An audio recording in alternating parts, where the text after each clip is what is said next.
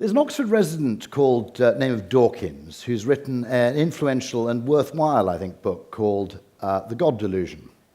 And I have no particular beef with it, except, I think, with the Southern English edition.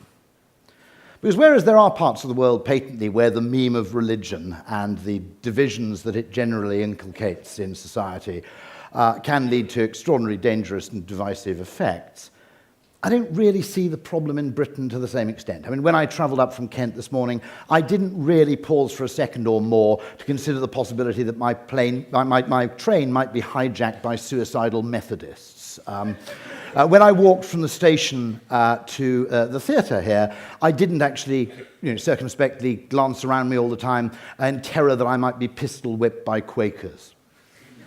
But it struck me as highly unlikely, even if Britain and parts of continental Europe are actually less adversely affected by some of the worst excesses of religious belief, that there are other delusions which we ought to be investigating far more. And my great criticism of Dawkins' English edition of the book is that it really should have been retitled The Football Delusion.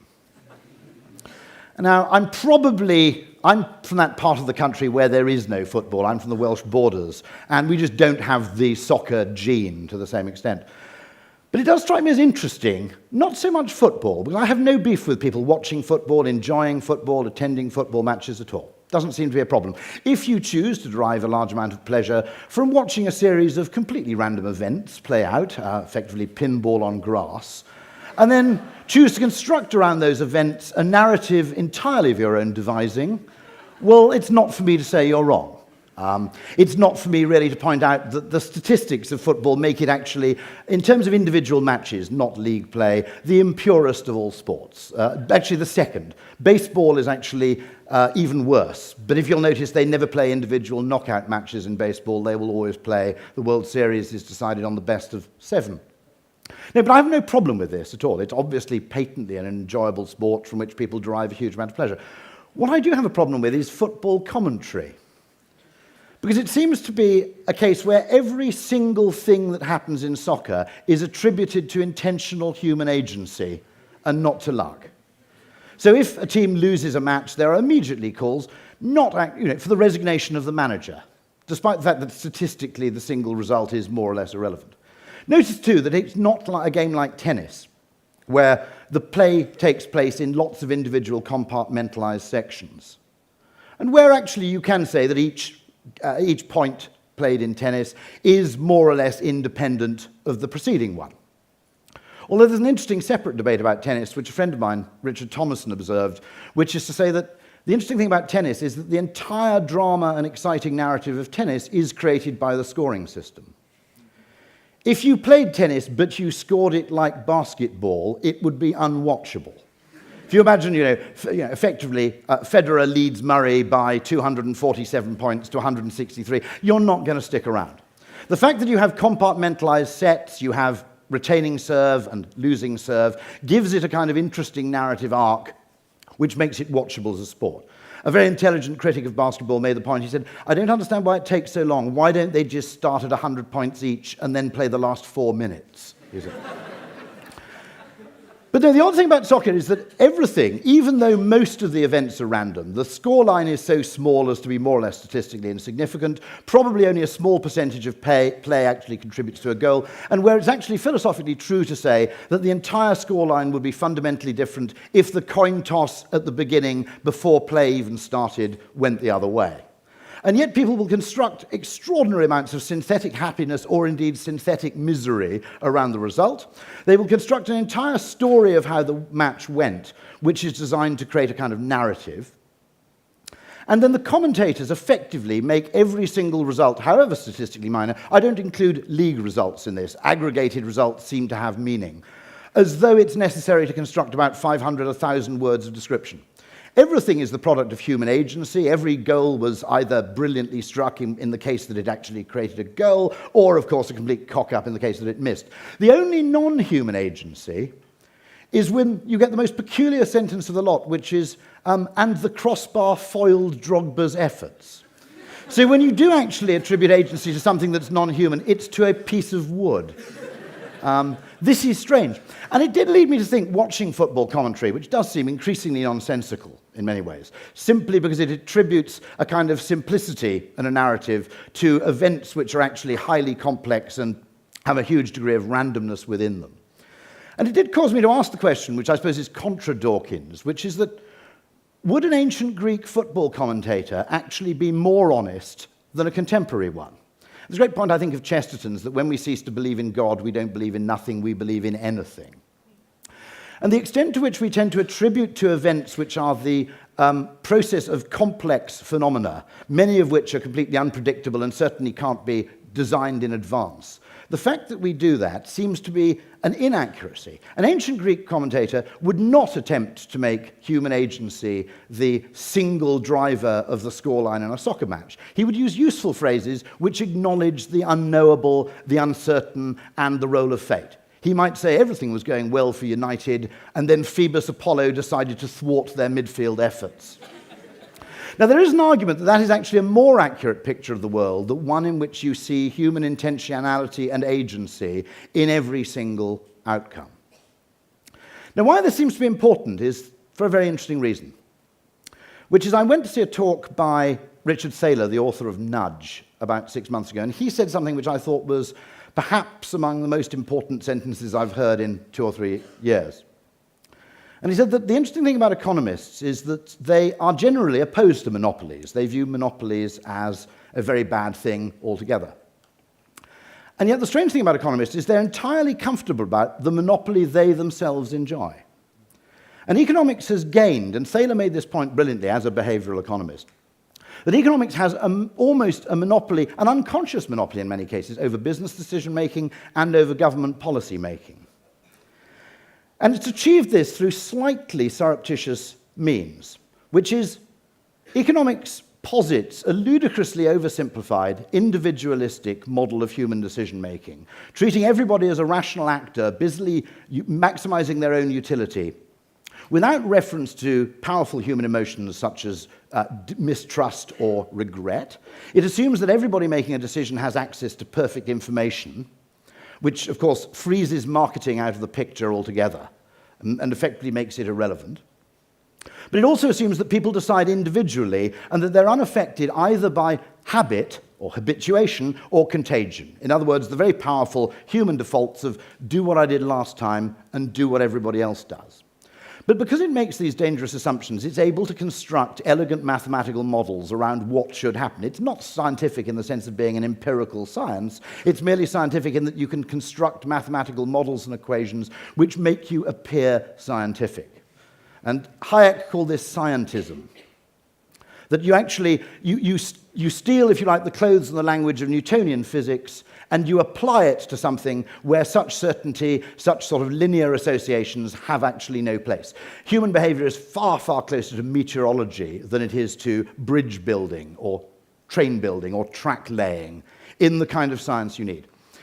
And yet, strangely, economists have rather enjoyed this completely unwarranted control they have. So nearly all businesses, for example, and all governments will have a chief economist or a chief economic officer. But no business I know of has a chief anthropologist. No business I know of has a chief game theorist. I don't know many businesses, Southwest Airlines is one exception, which actually have a behavioral economics team. But there are multiple sciences which are needed to understand the workings of mass groups of people. And economics on its own, with its assumption of individual action unaffected by the actions of others. This is to make the assumption that actually you don't really have fashion in clothing. Everybody gets up every morning and decides personally, without reference to anybody else, what is fashionable. And it's extraordinarily dangerous. A very interesting man called, you'll know, Max Planck, who was effectively the founder of quantum physics. He had a friend who was an economist who said, Max, why don't you become an economist? There's good money, you get to go to conferences, advise governments, that kind of thing. Probably be a bit more fun than doing the maths gig. And Planck, who is probably the most brilliant mathematician of the century, replied, I couldn't do economics. He said, the maths is too difficult. Because what he understood is that once you acknowledge the fact that people are actually, there are feedback mechanisms at work, that people are influenced by the behavior of other people around them, those simple mathematical models that make economics convincing and give it its influence actually start to fall down. So looking for delusions or strange behaviors other than soccer, which I think is a huge product of narrative bias and tribalism, elsewhere in society other than religion, seems to me a fruitful area for activity.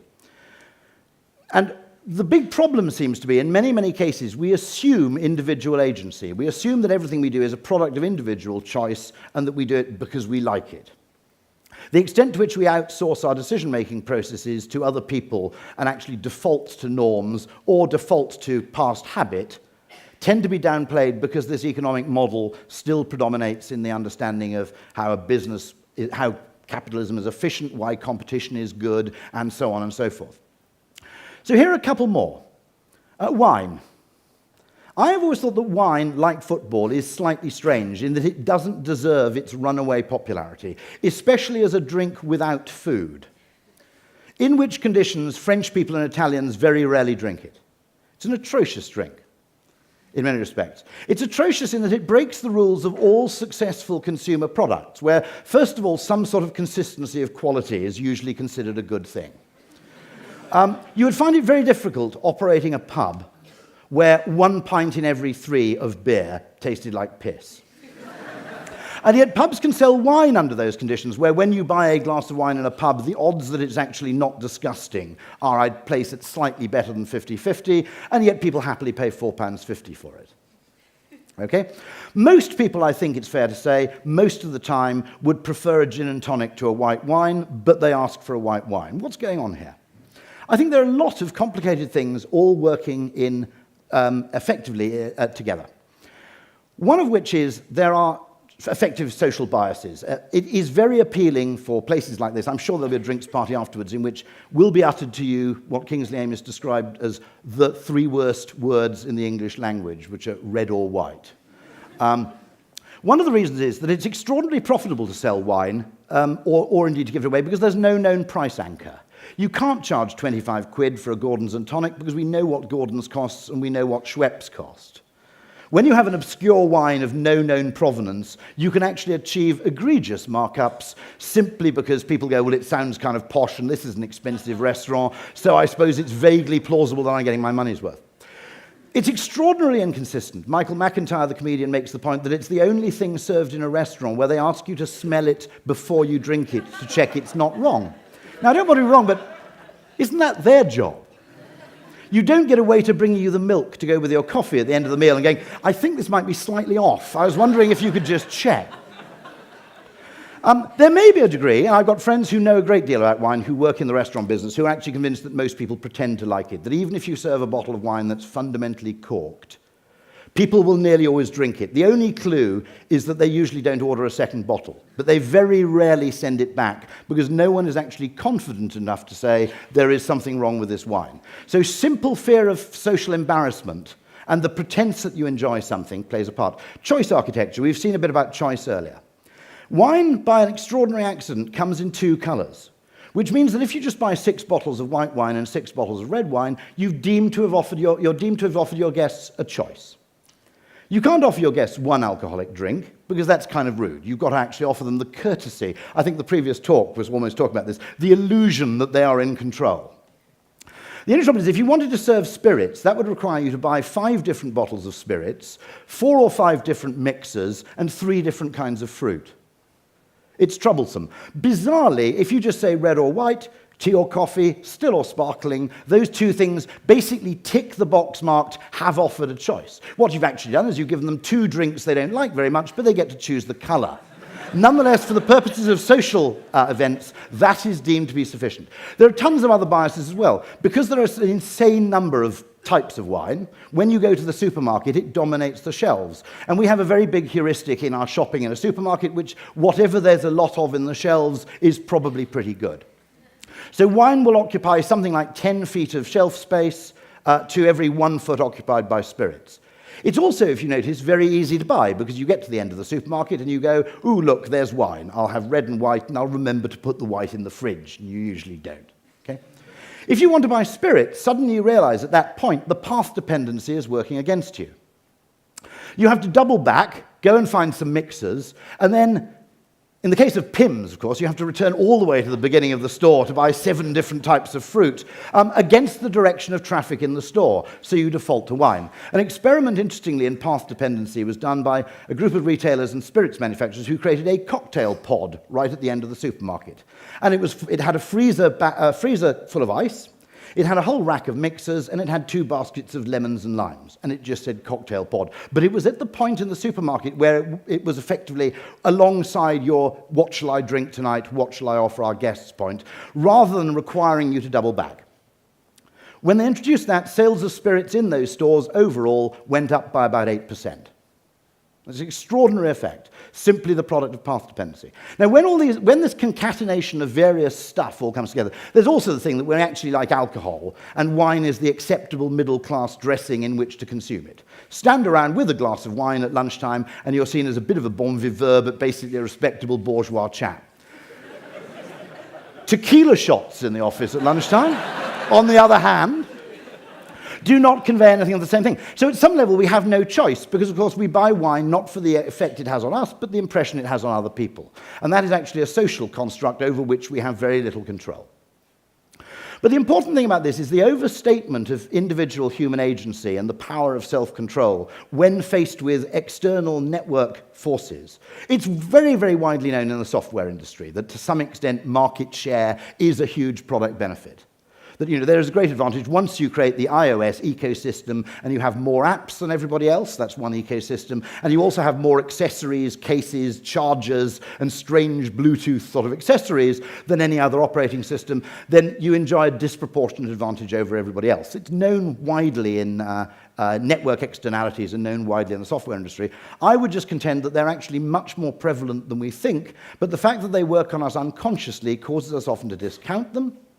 It also causes us, I think, to expect too much of individual effort in terms of behavioral change. And I'll come to that in a second. I'll give you one third example of network externalities. It is widely believed and universally stated by Brits that the English and English language-speaking countries in general make very bad linguists. We just don't make the effort to speak and learn foreign languages. And that's generally attributed to our own failings or our own overconfidence, smugness, lack of interest. If you look at that from a point of view not of individual agency, but from the point of view of network effects, read, by the way, very, very good book by Paul Ormerod called Positive Linking, which has just come out.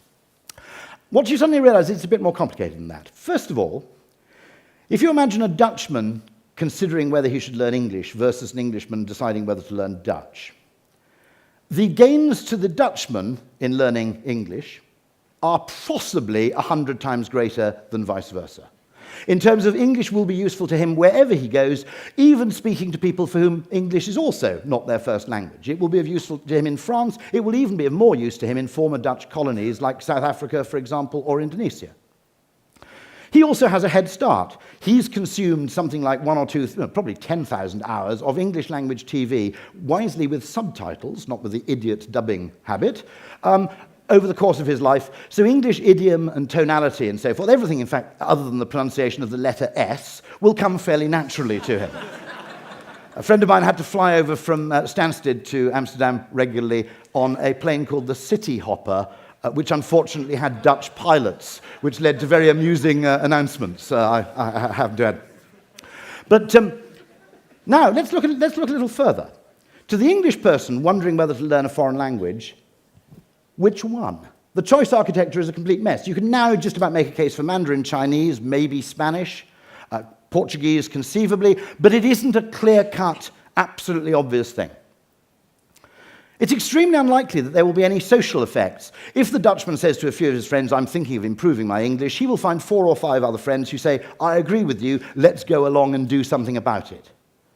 If I suddenly conceive the urge as an English speaker to speak Turkish, I'm pretty sure my friends will basically give me the direction, you're on your fucking own, mate, okay? Now let's take it a bit further still and look at further network effects, which is, let's say I put a huge amount of effort into learning Dutch. My Dutch only becomes useful to me in real terms, not in gradations, bit by bit, word by word, verb by verb, adjective by adjective. It only really becomes of any use whatsoever when my Dutch is better than the average Dutchman's English. And that's really, really difficult, unless you live there. Even if you do, they will try and reply to you in English in any case.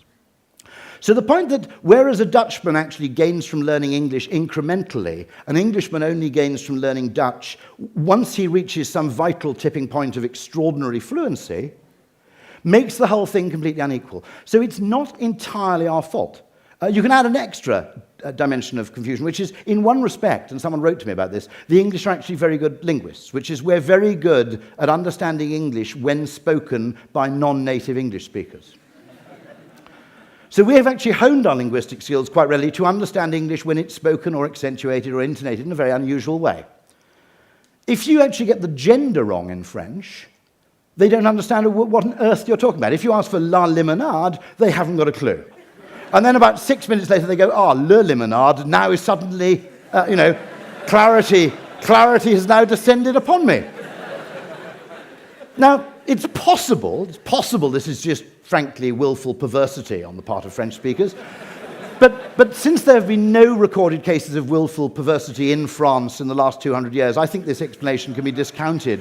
So I think it's more likely to assume that, in fact, we get a lot of practice that we don't even realize of understanding people speaking English in a weird way. I mean, it's very interesting in the United States, where people aren't exposed to unusual English accents. Asking for a cup of water is almost impossible because I can't pronounce water in a way that an American can understand it.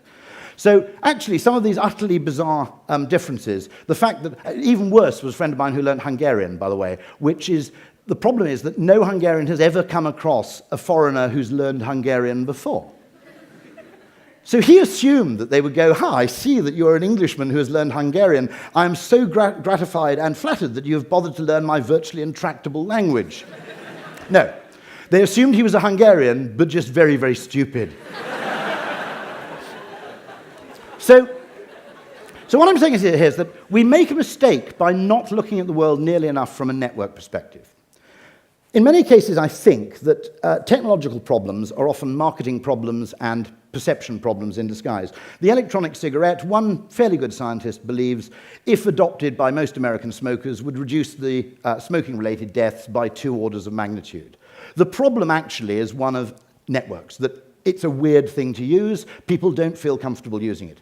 So all those rock stars and aging cool rock stars who've been briefly implicated in the Jimmy Savile scandal, one way you can redeem yourselves is by smoking electronic cigarettes heavily in public, lending them an atmosphere of cool and general acceptability.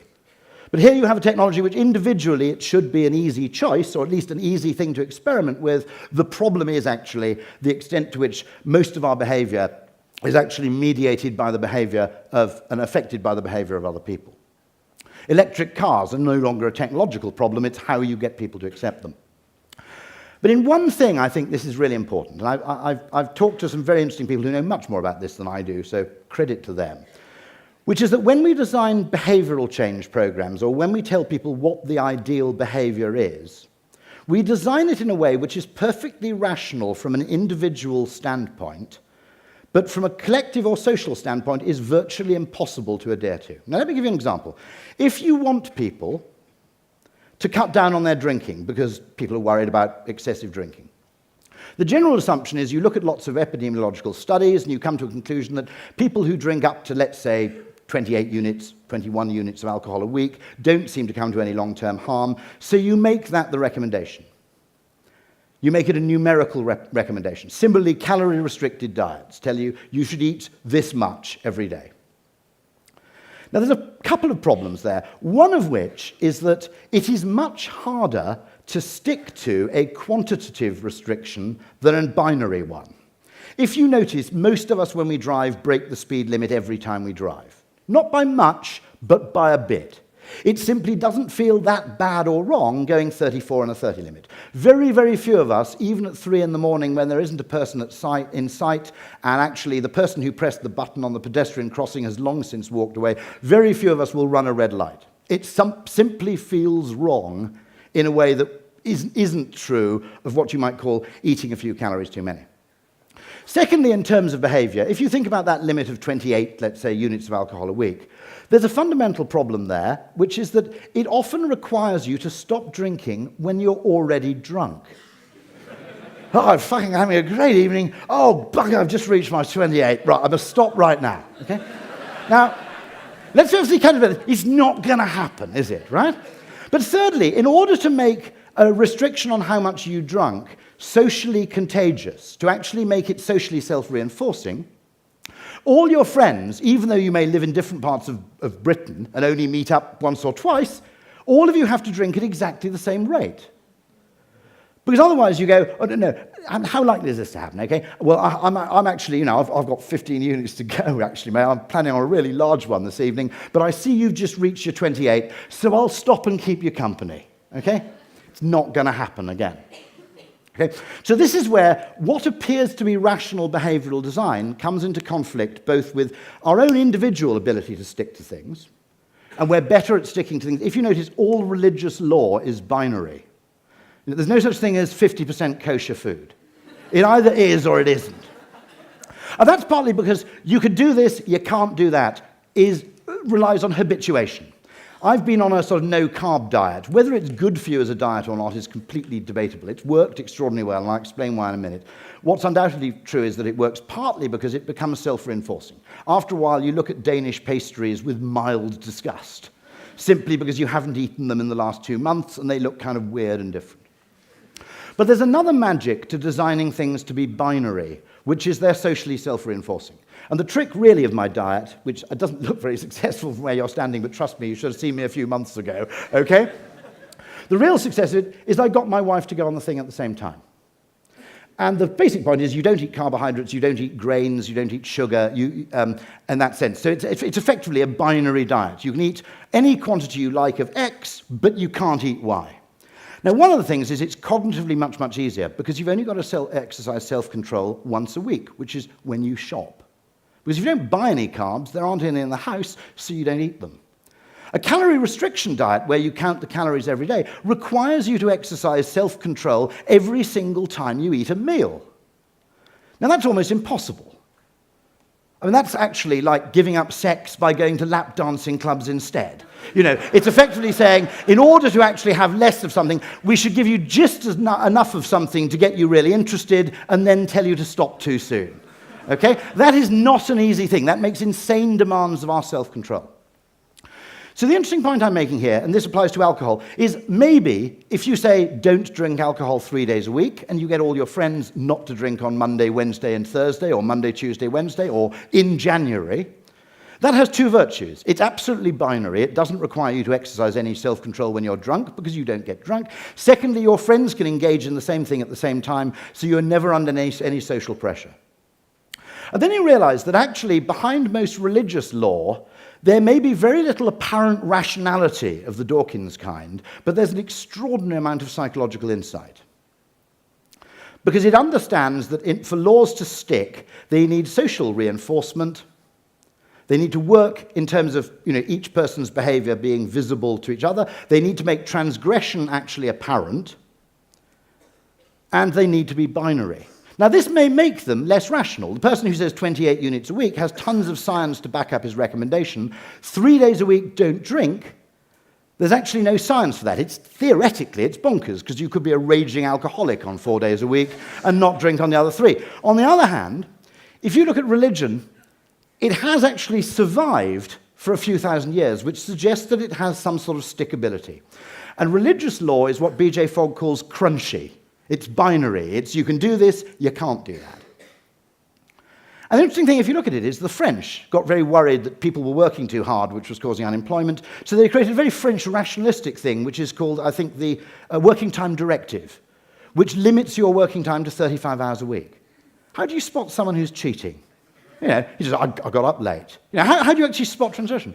3,000 years ago, someone had come up with a better answer. It was called the Sabbath. And everybody does it at the same time. Now, it's not as perfect mathematically as the French solution, but in psychological terms, in terms of crunchiness, and in terms of social self-reinforcement, it is much, much cleverer legislation. So the understanding that what we may be suffering in part, I genuinely contend this, is government's ability to engage in arbitrary universal legislation in defiance of rational criticism. That sometimes, actually, arbitrary law like the Sabbath is vastly more effective at behavioral change than doing everything by some sort of mathematical question of degree. But unfortunately, the requirement that everything appears to be rational beforehand and the assumption that individual agency is everything and we have unlimited sources of self-control causes us actually, arguably, perhaps, now this is a really contentious point, which I don't expect you to take seriously, and please don't, but actually to some extent the absence of religion and the absence of monarchy have made it more difficult to legislate in some quite intelligent ways, simply because the requirement is that it's clear, it's universal, but it's seemingly slightly arbitrary, and it's very difficult for a modern democracy to do this. Just one final thing, which I always felt instinctively and only realized why this morning. The power of what you might call flock behavior is this.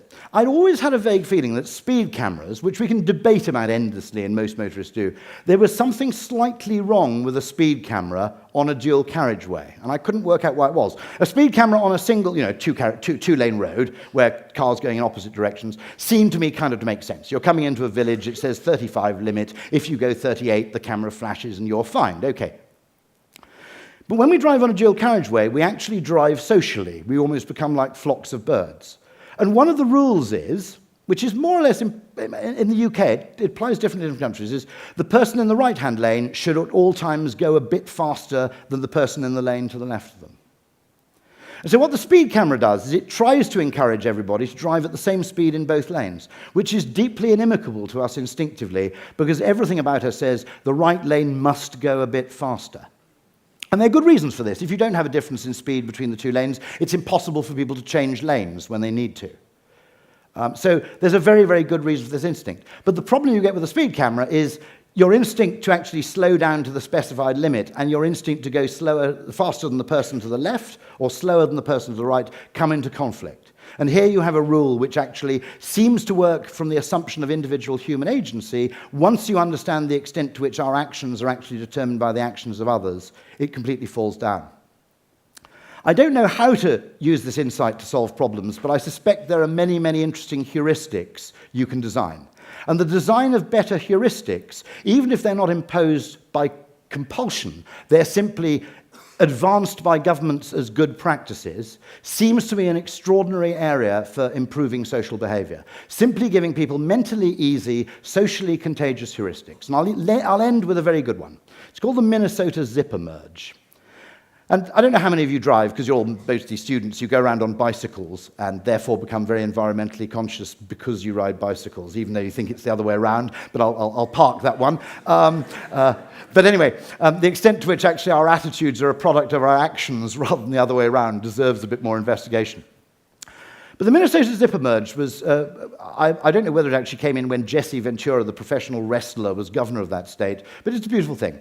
When you come to a point where there's a contraflow on a motorway or two lanes go down to one, there are huge conflicts going on in people. Am I a late merger, in which case other people in the left-hand lane, the lane that doesn't close, will accuse me of queue jumping?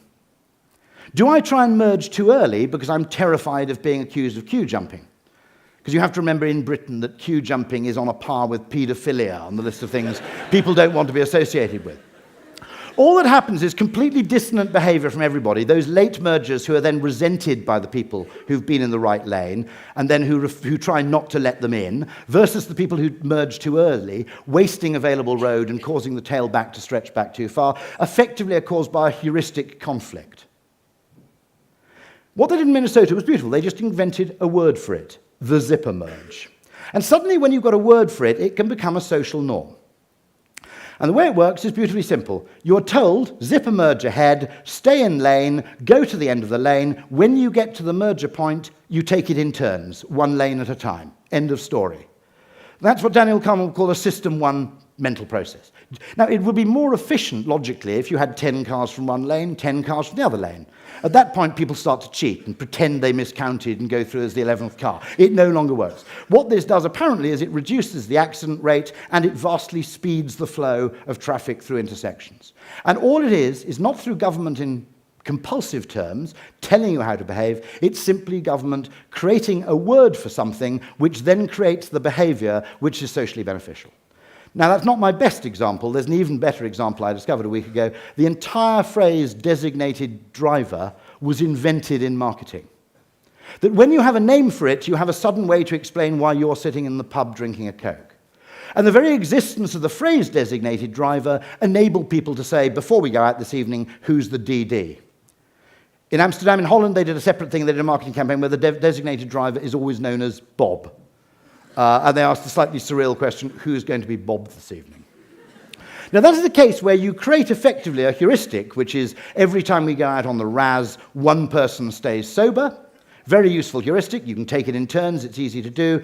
Once you've named the behavior becomes both easier to stick to and more contagious. The interesting question then is, to what extent should government cease to actually endlessly attempt to actually interfere with us through compulsion and the standard neoclassical economic assumption of effectively incentives and disincentives and punishments? To what extent can you improve society by the creation and naming of better heuristics? That's an open brief which I leave to all of you, and I'm very pleased to be going last. But I would love to know your suggestions. Thank you very much indeed.